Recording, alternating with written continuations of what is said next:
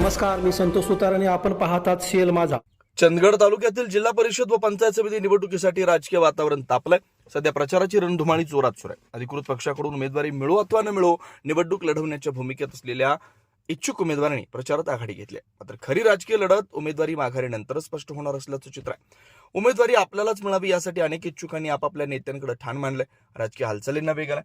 काही ठिकाणी उमेदवारीवरून अंतर्गत वाद, नाराजी, बंडखोरी होण्याची चिन्ह दिसत आहेत.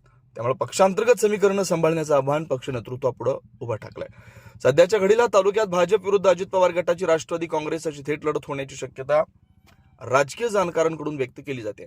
मात्र अर्ज माघारीनंतरच नेमकी लढत आणि अंतिम चित्र स्पष्ट होणार आहे. दरम्यान इच्छुक उमेदवार पायाला भिंगरी बांधल्याप्रमाणे आपापल्या मतदारसंघात प्रचारात गुंतलेत.